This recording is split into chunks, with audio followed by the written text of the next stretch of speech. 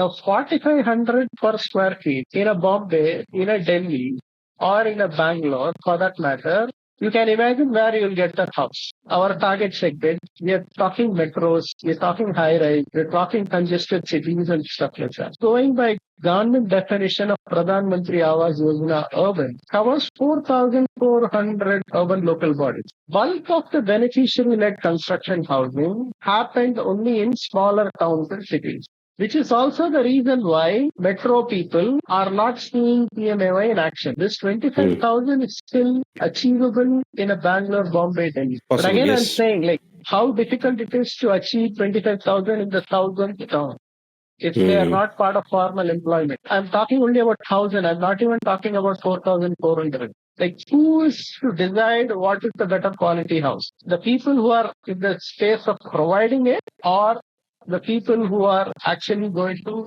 review or use it? We don't like really see large scale homelessness, but the real challenge is actually on the quality parameters which we discussed. Now, this is the segment which really requires assistance. Rest of it, market can take care. In the larger city, by design, has to be mid-rise or high-rise. Fair It has enough. to be projects. It can't be one house at a time. If middle income, high income have aspirations and are able to access home ownership, it also is not right to deny aspiration to home ownership for lower incomes just because the markets are not able to solve it by themselves. From 2016 to 2020, the cumulative demand for residential housing among the low-income group of the 8 biggest cities of India was 1.98 million housing units, whereas the supply was only around 25,000 units. To accommodate the urban population, cities in India would require 230 million housing units by 2047.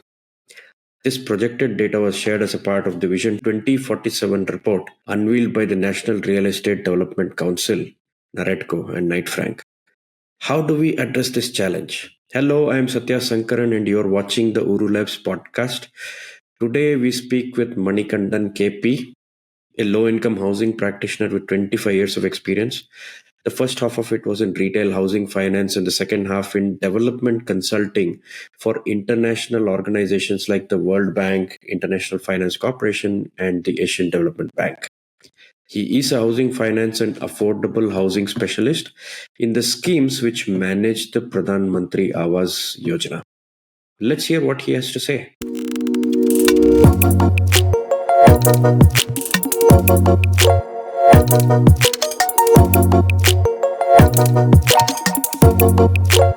Manikandan, thanks for joining on the OoruLabs podcast. Thank you. Thanks for having me here. I just wanted to kind of start the groundwork by even understanding housing itself in general, right? We all live in buildings, we work out of buildings, we go to entertainment for buildings, we go to eat in a building, right? And, buildings look differently. I've built one, you've built one. And then we have our maids and others who come from different types of buildings. And we have our own terminologies of this is slum, this is for economically weaker section. Some of us have heard all these terms. Broadly, we know that there is high-end housing, which is increasing at a premium, and then there are low-income housing, affordable housing. How do we understand this, and what do people mean when they say low-income, EWS quarters, slum, hut, shanty, whatever the terms are? How can we get a grasp on what these are? Sure. So I will probably not use some of the terms which you use. I go to the end, like slum shanties or whatever. But then getting terminology in this space, development consulting, social sector is something which keeps happening, and it also goes through its seasons. There have been years, more than a decade now. So initially it used to be affordable housing. At least it used to use affordable housing quite a bit. But then at some point we realized the nomenclature does not use what we are actually trying to do. So let me start with affordable housing at first. It's about last 2 decades it's been around, and as markets were supplying housing, people were realizing the affordability in terms of the common person of being able to afford a house was becoming increasingly difficult. So people were seeing houses being unaffordable. So affordable housing became a normal. But then more often it's being used in the markets and government spectacle. And and there were multiple definitions as well, depending on the context, depending on the organization which was using it. The banks, the Reserve Bank of India says priority sector lending, which kind of gives to say like, okay, this is the segment where we need to focus on, and among various sectors, housing is also part of it. And progressively, last 10, 15 years, the limits have gone up, and I think now currently it's around 35 lakhs home loans in metros and 25 lakhs work loans in non-metros, and the property cap at 35 lakhs and 45 lakhs in metros is what the priority sector lending definition is. And about 8, 9 years back, the government gave infrastructure status to affordable housing. And around that, they gave the definitions, which was closer to 45 lakhs value of the house and 60 square meter being the size of the house. And then when Pradhan Mantri Awas Yojana, the urban scheme came in 2015, it carried a definition of 30 square meter house, economically weaker section, 3 lakhs per annum income, and no specific value as such given to the house. So there were like multiple definitions floating around. And about 5, 6 years back, the government saw the need for uniformity, and more or less now the definition have all been aligned to 45 lakhs value of the house and 60 square meters being the size of the house. Now, this evolution we have been seeing even on the ground in terms of what people aspirations and how it's been moving and what are the kind of people who are really requiring housing as such. Now, 45 lakhs, 60 square meters is definitely not the larger segment which really requires support in terms of access to housing, which is what we were focusing on. So just to give numbers in perspective, 45 lakhs will translate to about 90,000 to 1 lakh per month income. And 60 square meters carpet area would translate to approximately a compact 2 BHK.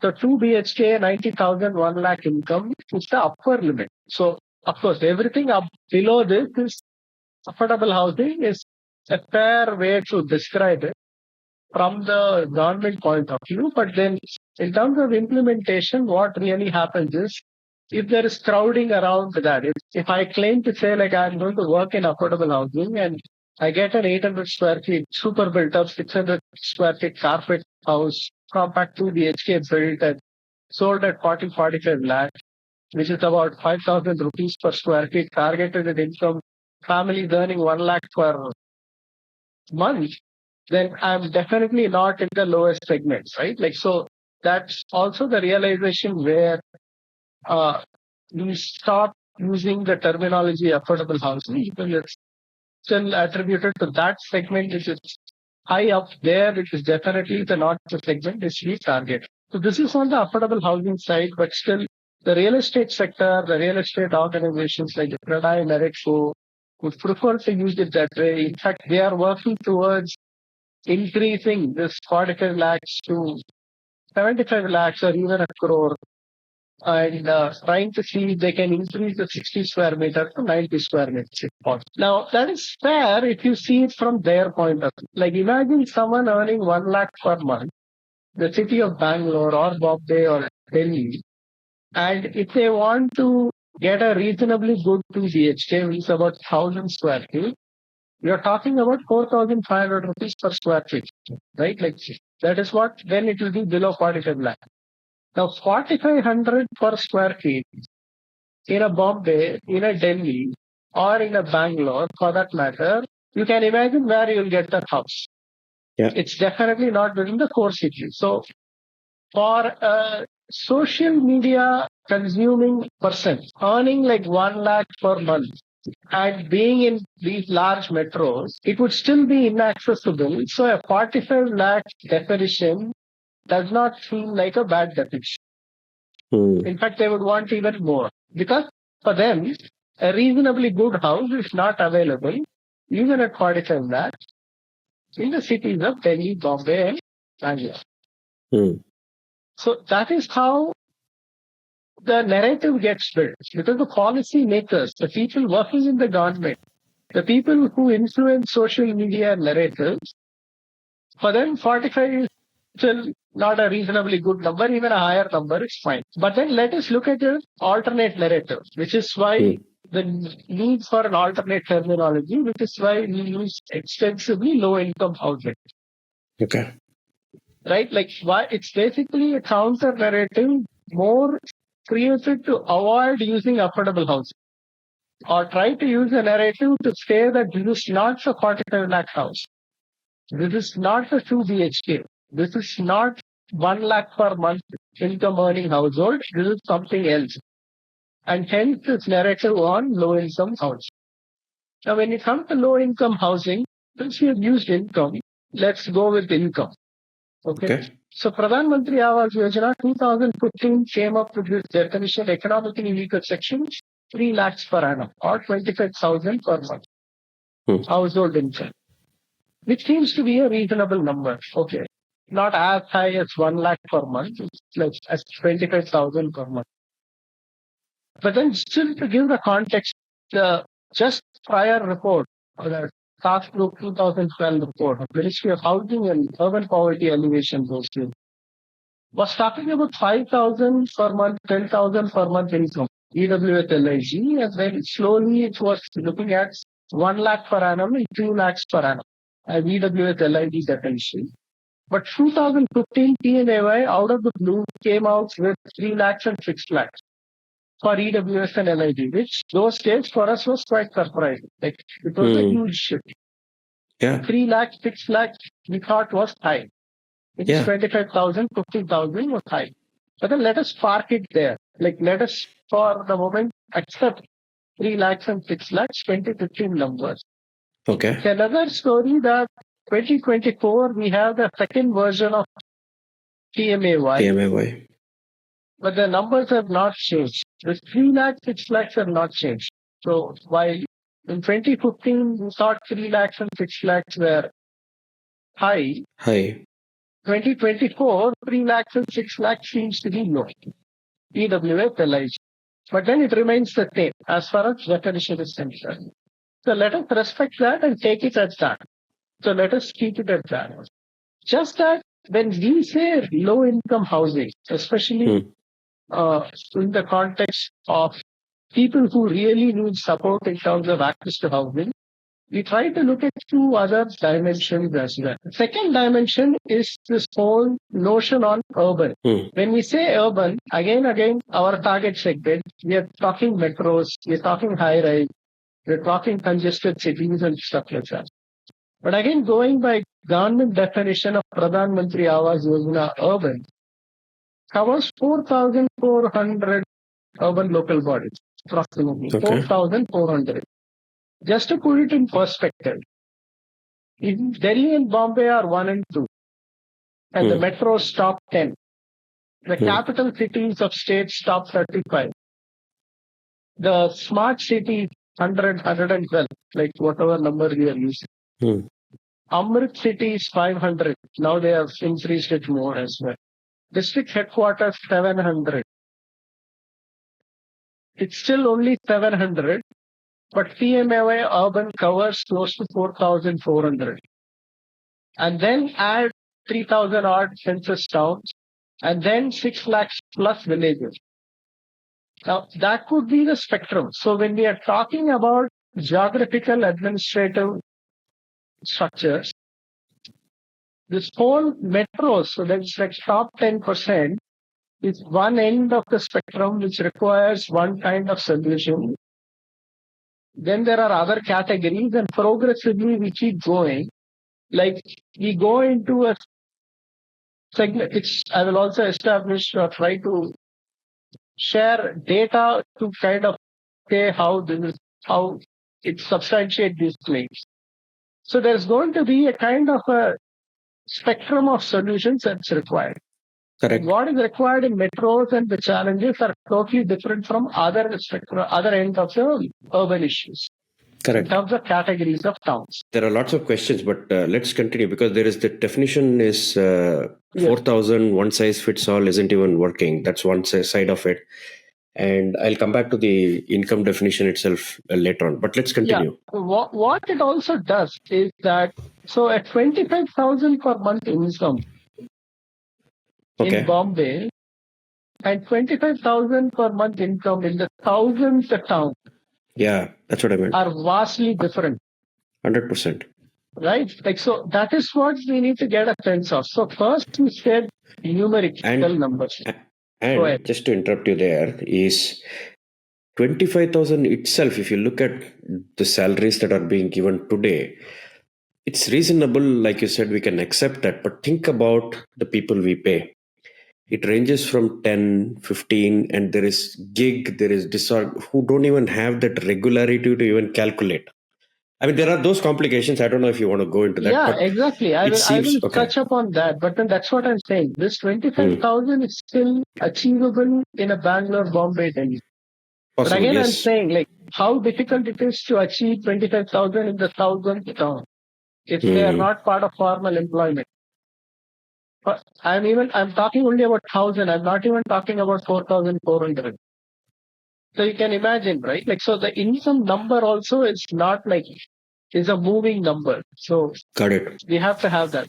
But the third most importantly, and a topic which is not discussed enough in this narrative is, does the family have access to a piece of land or not?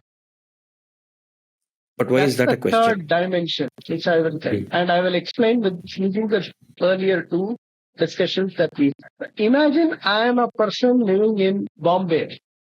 My income is 20,000. You are also living there. Your income is 25,000. You are more affluent than you, 5,000 more income.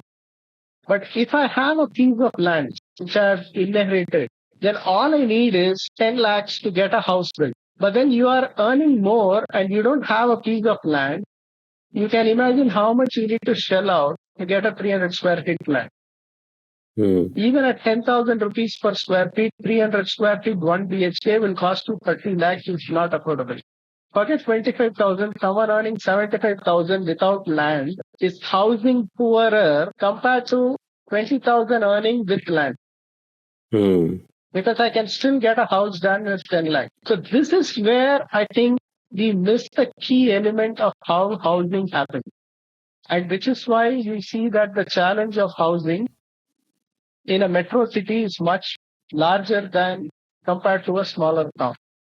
Because in a metro city, if someone does not have land, you have no choice but to go for an apartment, which means you have to pay for everything. So it's all or nothing.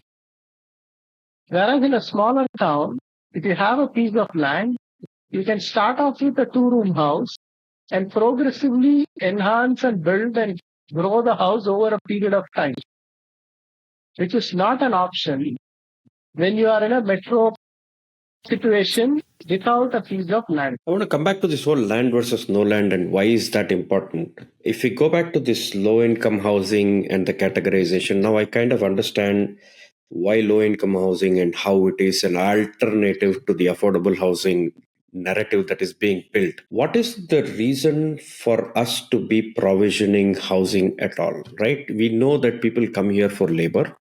They know that they cannot possibly afford, and after they come, they discover they cannot. And they settle in these informal settlements where they pay some rent to someone or put up their own structure. And then we probably designate it as a slum or an unorganized settlement. No? All of this low income housing provisioning that has been done so far from the government side is possibly to provide these people with a paka house, right? And we are doing all this classification in order to help them settle into a house, into some kind of a house. Now, whether the land, they get rights to the land or they're just paying the rent or however it is, that we'll come to that part. What is the reason that we want to provide these people housing? And what ends up happening? Because when I spoke to you on a call the other day, you said something interesting, and we've seen this also, right? Every time a metro displaces or somebody builds something and they displace people, they are not settled in situ most of the time. They are removed from their place and put somewhere else where you can fit this kind of definitions. If you want it for 4,500 in Mumbai, it is not in South Mumbai. It is somewhere very far away in Ghatkopar or someplace. That has its impact. What have your observations been as to why we do this at all? Has it? What is the reason we need to provide housing? Again, this is where I think you have to go from the mere definitions to the larger spirit of what we are trying. And this is where the whole aspect of quality of housing comes in. Now, when I'm saying quality of housing, there are multiple layers again into this. The immediate thought would be to the physical quality of the thing, which is the last thing which I will say. But then the first thing in terms of quality of housing is what is called as congestion, which is also the largest contributor to the housing shortfall, 18.78 million, which was estimated in the technical group's 2012 report. Out of which 15 million was on account of congestion, which is like more people living in a smaller house. So that was the first thing. So there are more people living in a congested area, congested house. So that leads to a poorer quality housing. Now, what is the alternate for this? Like if providing a bigger house, 1 hour journey from where they are, like physically, it's a better quality house. Correct. But then, is this improved quality of housing for the family? No. Why? Because in quality of housing, the next factor which needs to be taken into consideration is the distance from their livelihood or distance from where they would prefer to live. So which will also add into estimation of the perceived value of the family in terms of their quality of housing, which has to be extrapolated to quality of life. Okay. So I cannot have a great house, but then I do 1.5 hours one way for work, which is 3 hours travel, still does not give me the quality of life. And the third, of course, is the physical quality of the house, including access to toilets, number of rooms, and stuff like that. So let us just look at a classic case where someone living in the core city, but then have to use a common toilet, a community toilet or a common toilet and bath shared by more than one family. Vis-a-vis another 1 BHK compact flat with an exclusive bath and toilet, which comes with 1.5 hours one-way travel. Now, who decides which is the better quality house? You and I would probably still say like, no, we need exclusive bath and toilet. We'll do 1.5 hours one way. But then that's not how it works, because 1.5 hours one way is like real impact on quality of life. And if one is comfortable or have been used to using common bath and toilet and fine to, because the alternate option is perceived to be inferior, which is like 1.5 hours one-way travel, then they are still living in a better quality house according to them, right? Like, so this is where the real challenge comes. Like, who is to decide what is the better quality house? The people who are in the space of providing it, or the people who are actually going to review or use it? Aren't there so many nuances in this? If somebody is a bachelor coming into South Bombay or MG Road in the CBD area in Bangalore and earning more, but willing to save more to send money back, is willing to live in a settlement, he or she has made a conscious choice. But let's say there was somebody who comes in with wife and kid, might say that their safety and convenience is more important. I'm willing to go there and compromise this, right? How is it possible to cater to this wide variety of choices, and yet there is a moral imperative? This comes to the other question also. You can wave this into this: is it government's imperative to provide this housing? How is it defined? It is a public good that needs to be provisioned. Then why is it in the private markets at all? So yeah, it's not black I and just white. squeezed too many things. It's not black and white. But then now that you've brought the topic of family coming in and like, what do they do? That also adds another variable, like why should it be only home ownership? Why can't it be rental housing? Okay, so that adds another dimension. It's the whole scheme of things, right? So we saw incomes, and then we saw the category of town, and then we saw whether it's land or with land with you self-built house, without land then straight away by default look at apartment. And then we saw the quality of housing where we said congestion, which is also size of the house. Then the mobility, distance, quality of life, and the physical quality with access to other facilities in terms of bath, toilet, etc. And then we also add the layer of ownership and non-ownership. It's actually a grid or a matrix which you see with multi-variable, which actually go into this, which together really becomes this whole maze of solutions that needs to come. So it's not one or the other. It needs to be multiple things at multiple levels, and people need to transition from one to the other. Correct. Which kind of goes to the next one. Right? Like why it's the state responsibility to give, and like why markets are even there. Right? So that certain categories, the responsibility is that of the market. But at certain levels, it's becoming increasingly clear the role of the state becomes increasingly higher. Okay, so this is where I think, again, we need to look at how we visualize this whole low income. Like, I think low income housing, most of the people getting into a listening discussion mode and who are not part of it are visualizing maybe Slumdog Millionaire or, this whole story of Dharavi is no longer the case. Like in the sense, so those kind of visualization is what it is. But then again, the same thing. Many cities, like the so-called unplanned settlements of those days, where there is no threat of eviction, even if the title is not clear, if the threat of eviction is not there by way of some regularization or some cut-off date or something, you will find that most of them have reasonably good quality housing. Because of the same thing which I mentioned earlier, like with land or without land. Like if they have a land with no threat of eviction, then the family would have, over a period of time, invested into the same piece of land and would have improved the quality of housing. And this you will see in many cities, including metros like Ahmedabad, Bangalore, kind of cities that you see. Wherever there is no or less threat of eviction, you will find that there will still be the unplanned settlement. They may not have absolute titles on the property, but then the quality of housing will be way better than what it is elsewhere. Now, this is where we come to the larger question. And the larger question is, at a city level, we need to supply housing for all the families, which I think we are.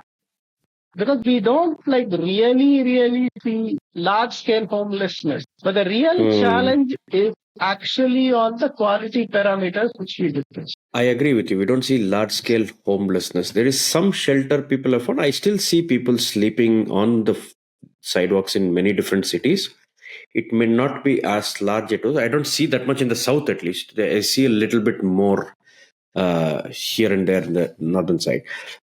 But if you say that largely that is not a problem, that homelessness is not a problem, how do you think it has been solved despite the fact that low income housing is not provided? Is it because they have managed to just settle down with not paka houses? Why has that happened? So that is what, right? Like, so the for want of better word, like there's a compromise involving all the parameters. Size, the affordability, like including rentals or EMI, depends on if one goes for ownership or rentals. Then the facilities and amenities, and then the distance one needs to travel. Got it. And other infrastructure, right? Like, so if you go into a low income settlement, right, like you will find solutions which are very innovative. So you will find a band of solutions at different price points. You will find 2-room solutions to 1-room solution to a shared accommodation, to exclusive bath and toilet, to shared bath and toilet. Like, so it will all come as solutions at different locations, different distances, at different price points. So what it really means is that for someone who is able to make some amount of income with some predictability, there will be some housing solution available to them. So that is how we have actually solved it.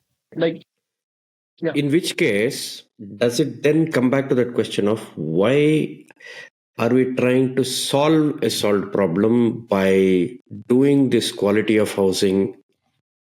Again, I know it is a moral imperative for the government to provide housing. If public lands like this were available and we looked the other way and they were solving it at an affordable price points, are we imposing EWS housing on certain people or low income housing, as you call it, on certain people? That is what, right? But then we have to progressively improve. Just because it's solved at the case, then we can't just accept it just like that. Because all said and done, irrespective of the question of who decides what is good quality or what is inferior quality, the fact of the matter is there is lower quality housing supply, for one. Second is the aspiration. The segment always aspires for more. Like you will aspire for a bigger, better house. I will aspire for a bigger, better house. And that is how it is going to be. And not everyone is going to be happy or comfortable with a rented place. So aspiration is always tending towards home ownership. Bigger house, better house, nearer to place of work. So you will try to aspire for better always. But then at some point, we will have to draw the line. While let the aspirations keep continuing, but then where does the support has to happen? Is where the question, or the support has to be significantly higher at the lower end of the income spectrum. The support has to be significantly higher in the first housing aspiration. Because the first house is a need. Second house onwards is financial Aspiration. Right? Like, see, at some point, one basic need, housing, also transitions to becoming a financial asset for the family. So I think that is where the cutoff needs to happen. But then one other important point, which with data I want to drive in this whole thing about low income housing is, let us take the whole PMAY urban numbers. So it started off in 2015. It was primarily for EWS, which is 25,000 per month. There was an interest subvention scheme for LIG. It was 50,000 per month. 2017, MIG was included, an interest subvention scheme, which was 6 lakhs to 18 lakhs. So basically 50,000 per month to 1.5 lakh per month. That scheme was open until March 2022. The others were open until March 2024. And now we have the new scheme. But then let's take the old scheme alone. About 1.2 crores is what is said to be the sanctioned thing. And out of that, if we see, the larger criteria is first home buyers across urban India, which is this whole 4,400. So the interest subvention alone was available for the LIG and MIG. So let us imagine in that 5, 6, 7 years time frame, anyone who was looking at the first house had some subsidy or the other, because CLSS was available until 1.5 lakh. So if you look at the 1.2 crore number, 1 crore is still EWS. LIG was about 10, 15 lakhs and MIG was about 5 lakhs. So if you see a continuous period of 5, 6, 7 year time frame, first time home buyers who took assistance from the government, we are looking at 1 crore EWS, 15 lakhs LIG and 5 lakhs MIG. Now that MIG, you can leave it off. It's definitely not the target segment. LIG is only 15%. It is 25,000 to 50,000. Bulk of it, 1 crore is economically weaker section, which is maximum 25,000 per month, which is approximately 10, 12 lakhs affordable. Now, this is the segment which really requires assistance. Rest of it, market can take care. Right? If there is a scheme, good, the people can benefit. But then if we are really talking about housing, which requires support, we are talking about housing for people with less than 25,000 monthly household income, 10, 12 lakhs affordability, and that's the kind of housing which we are talking about. And how's the spread of this 1 crore? Has it been to the metro cities or spread across 4,000? So again, we have data. Before we going into the category of cities, I will say the products which break up of 1 crore in terms of products. One is beneficiary-led construction, which is someone has a plot of land, kacha house, subsidy is provided to build a pakka house. It's self-construction, basically. That is about 75 lakhs. Mm.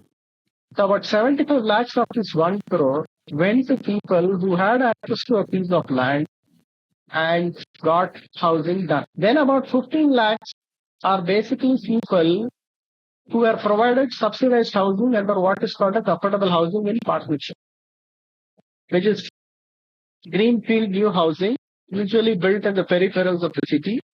Housing boards, development authorities, and whatever government authorities, most of it, few private projects did happen, but bulk of it is state supported and state supplied, which is about 10-15 lakhs.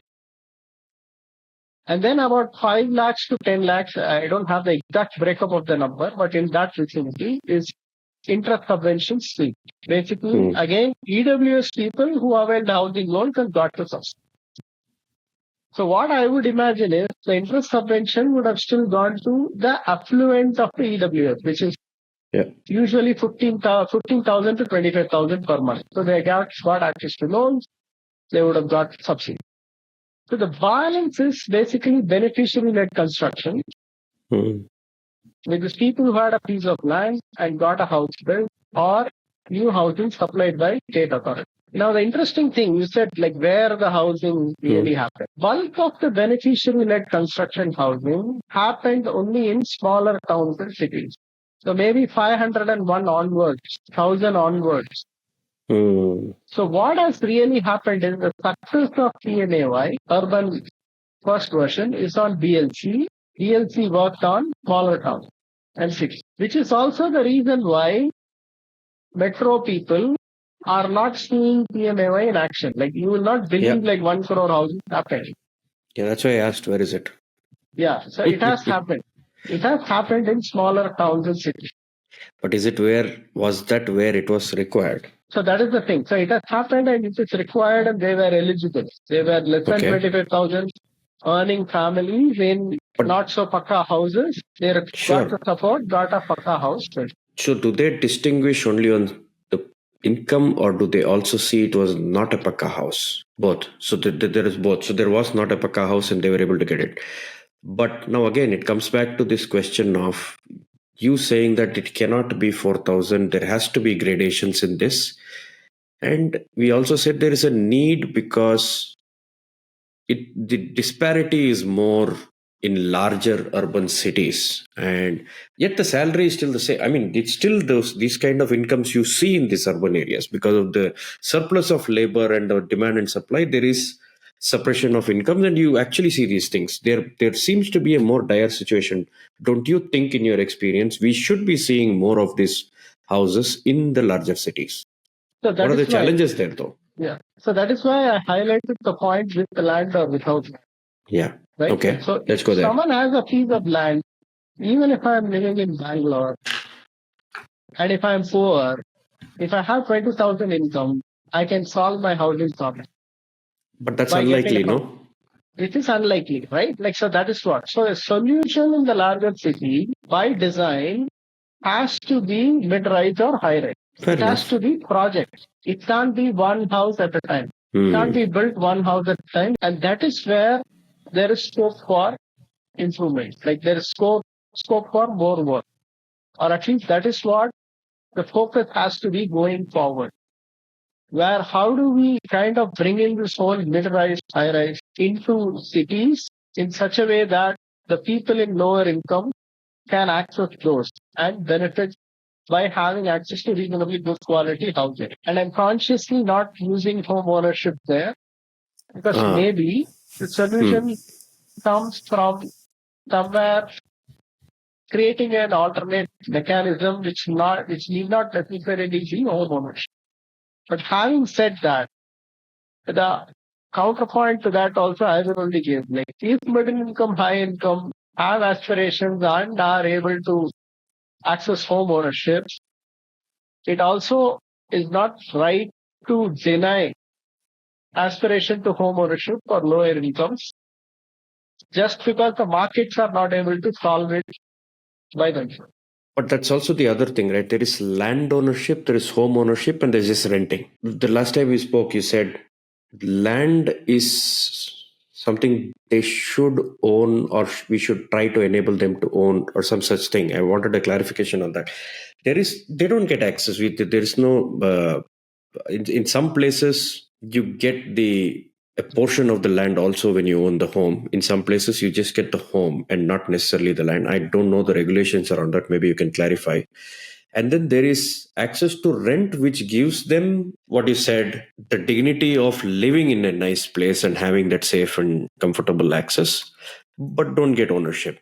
Is it possible that there is an opportunity for them to buy it out if they need it, and it is provided this way, and maybe there are other places where they could graduate to buying it out if not renting? Yeah, it's basically innovation, whether it can happen in the same place or it should happen outside or outside. But then let me use the Tamil Nadu example. The Tamil Nadu state supported housing supply, like even before PMAY, for economically weaker section, especially for rehabilitating people in unplanned and vulnerable settlement, has a model where the house is provided, the land continues to be with the board, the implementing agency, in this case, Tamil Nadu Urban Habitat Development Board. So what really happens is, like on public land, housing is built, and these houses are allotted to people who require the housing, and they get to live there. Like it's like perpetual, inheritable place. So they get to live there for themselves. In 30, 40 years, we are seeing that because the organization is more than 50 years old. Like the older buildings are now brought down and rebuilt. They call it reconstruction. Where in the new housing, the earlier people still get an allotment. There are more houses built, and that extra houses are allotted to the current eligible beneficiaries. So what effectively happens is the land price is taken out of the equation. Correct. You have to produce a house of 300, 400 square feet. It costs about 10, 12 lakhs to produce a house of 300, 200 square feet with all the amenities. Depending on the scheme at that point in time, so last few years we have had PMAY. So the government of India subsidy, the state government subsidy, subsidizes a portion of that 10 lakhs which is required to produce that house. And the balance is paid by the allottee or beneficiary, depending on the nomenclature they use for the end user.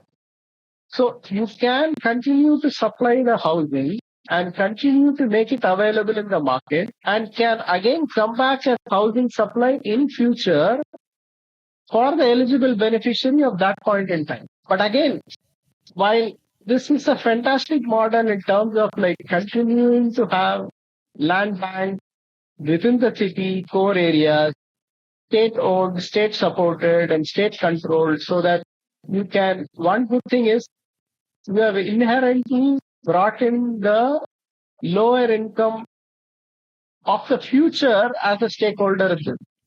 Correct. Because you have reserved a portion of land for the future low income people. Flip side is, why only for this segment? Ideally, this should be the method for everyone. That's what I was going to ask. Isn't this the place where we are losing the game in this whole urban planning nightmare we are in? Of course, we are biting at the edges with this EWS and trying to prove some models. Of course, it is a little late as well. The ownership of land is in all these places. But if you look at a nice town planning scheme, which goes in and reorganizes the land, there is a nice opportunity to continue to create this park. I'm not saying completely using the same word, state owned, state controlled, and state managed. It need not be that to that level of, and state built also. It need not even be there.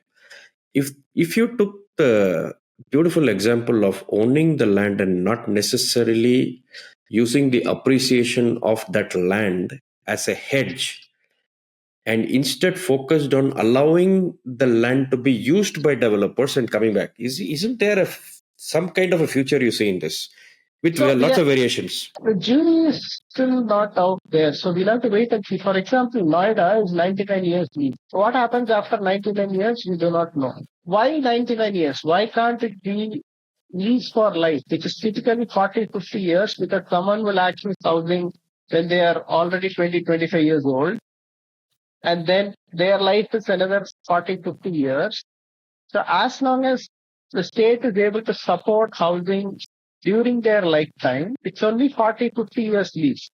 Is what someone needs to require. Like basically, no eviction, you can stay for your life, or if you are able to do well, you move on to the next category of housing or whatever. Or if your children do well, you are able to get out of this cycle of poverty and access higher degrees of housing, is better facilities, better documentation, tenure rights, whatever. But then why can't the time frame be lower? Which means what you in effect are trying to do is removing the whole point on inheritance, or basically hitting at the point on financialization of housing as an asset. Or land as an asset more than just a housing. Yes. So but then these are like drastically different thoughts, and definitely difficult to push in the market, private sector dominated segments. Like this is counterintuitive to that, right? Like so. It is. You can't go back on that when we have clearly moved into privatization and market led. There's merit in looking at this whole thing of how real estate, like the whole financialization of land, is actually becoming detrimental to providing housing. Like it's becoming Exactly. like, and I don't know, somewhere if you look around your family, your friends, my family, my friends, extended family, like more than one house, plot of land, with no plans of building, like, so it's more like at some point, maybe we are contributing adversely to this whole issue by blocking land which could have otherwise been made accessible or make it available in the market for people to access. So like there's a scarcity created which is actually keeping the prices high. But anyway, that's for a discussion on another day. It requires a lot of study, and I'm not too much into that side of things, but then Sure, I know. Park my thought on that. That's all. I like how you're getting to the bottom of this thing. Who should be building? We talked about the real estate and the government, the two big players. Who do you think should be building this low-income housing? So that is the thing, right? Like, so if the focus segment is what I elaborated on in the discussion, unfortunately, the realization, or at least my realization, is that the role of the state is significant in actually the supply of housing. Right? It's a kind of an unpopular opinion that government should not be in business, it should be in governments. But then I'm saying this more from, that's significant role. Like in what shape and form is something which we will have to figure out. And I'll tell you why. Broadly, two things. One, the last 30, 40, 50 years, because of the privatization in the markets and opening up of stuff, quite a lot of housing supply has gone to private sector.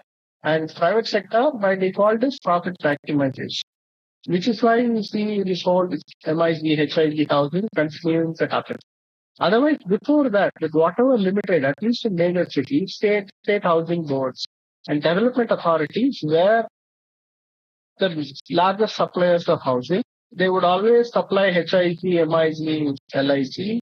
They would always supply 3 BHK, 2 BHK, 1 BHK. They will always supply 60-40, 50-40, and 40-30 plots, which means like there was always a mix of supply of housing, which suddenly went missing from the market for the last 30-40 years, which has led to quite a lot of inefficiencies now, which needs to be corrected. So there is a segment which the market is able to satisfy, and then below that, there is a huge number for which housing needs to happen. And who will bridge the gap? Like the only answer is the state. But then why state is also something which we will have to look at. State has land, which is one of the key components we have discussed enough. State has the policy with them. Like they can decide how much gets built, who gets to build how much, how high or low is the densification and stuff like that. Third is state has the financing. Like this requires huge investment. Someone has to pay the bill. It can't be the businesses in the market. It cannot be the beneficiaries. We have discussed enough. Affordability is a challenge. So the bridging the gap has to be state responsibilities. Fourth, interestingly, is data. Like when PMAY urban was happening, like 1.2 crore houses, household data was with the government. People who are getting housing done need to get housing was with the government. And add another 3 crores on Grameen side. Government sits on huge data in terms of and has the power to really collect and handle and manage this kind of case. And last and most important is the motivation to do this. The government really wants to achieve housing for all. If it needs to achieve housing for all, it needs to get this done. So with all these factors in play, like I'm not even getting into the real action or activities of whether they'll build one house at a time or they'll actually build all these lakhs and crores of houses. What kind of facilitation can happen? We have discussed enough. It needs to be different for different city types, different income segments, different typology. So it's kind of a mix of solutions. But then if there has to be one actor who can hold this entire spectrum together, it needs to be the state. And if it needs to be the state, as markets, as civil society, as development sector, the one thing which you can do is support the state in whatever way possible in making it do it. And one of the areas which I see very clearly as a challenge is the capacities, right? Like it's at the end of the day, it's basically jobs for several people. Correct. It's a job. Person sitting on the government side, it's also a job. But then this needs to be looked at beyond jobs if you have to really get it solved, right? Like so, that is where the real challenge is, and which is also why, while a VLC worked well, why a AHP or a slum redevelopment did not work that very well is because you need to pull off a project to actually succeed, which requires a lot of state capacity. Whereas to build a BLT house, you needed one family to put in its effort to get one house built. So 75 lakh people put in 75 lakh individual efforts to get 75 lakh houses done. Whereas to put one project together of 500 houses, 1,000 houses, there's so much of complication. You need to get the land, you need to get the approvals, you need to see the demand, you need to see the supply, you need to figure out how you bring in the money, how the buyers will pay the money, which means loans need to be organized. So too many variables involved to get one project up. So that's the complication. But then that is where the real gap. The states helping improve capacities and looking at project level intervention is what can move it significantly further going forward in the next 5 to 10 years. Individual houses will happen, loans will happen, subsidies being made available. So VLC and ISS, as they call it in PMAY 2.0, interest subvention scheme, those two will continue to work. The challenge is on affordable housing in partnership, including slum rehabilitation and affordable rental housing complexes, where it all needs to happen at project level. We have a culture of looking at land in a certain way, and it's not easy to pull back. At least the older generations are going to resist very badly. But the opportunity in the experiments like that Tamil Nadu urban habitat thing that you mentioned, and Noida and things like that, give us an opportunity for introducing and rebuilding our cities in places where possible with reconstitution and new town planning schemes, an opportunity to try something different. Little by little over the next generation or so, maybe the patterns of ownership might change and they might find it more attractive, more mobile, and not have to be burdened by this asset and dwindling assets and distribution of assets. It's even getting smaller in inheritance. There's so many things that maybe we can avoid. What do you say? Concluding thoughts. Right. So that's what, right? I see. What is really leading to all this is migration is happening. It's bound to happen. Urbanization is happening. Nuclearization of families is a thing. Correct. So it's not just about rural to urban migration, right? It's even from urban migration is happening, and smaller towns to larger towns. So progressively, we are kind of increasing the load on the larger city. So that is bound to be there. So when that is going to be there, it becomes important that on an overall basis, we need to still get new housing supplied in the larger cities, like top 100, top 500, whatever, will still need to supply new housing in whatever shape and form. So we need to keep increasing the absolute number of houses which are there. So what it really means is that it's not like we used to joke like when Housing for All 2022 was announced. So we were saying like, okay, fine, will we become jobless after 2022 because we would have achieved housing for all? But then that's not the case. So progressively, we need work to happen. It's all work in progress. And it needs to happen over a period of time. And as you rightly said, maybe about a generation of work needs to happen. Like there has to be more supply. There has to be more innovative models of housing supply and how people are able to access housing. And maybe at some point, attitude and behavior towards home ownership and this whole financialization of housing kind of changes. We don't know.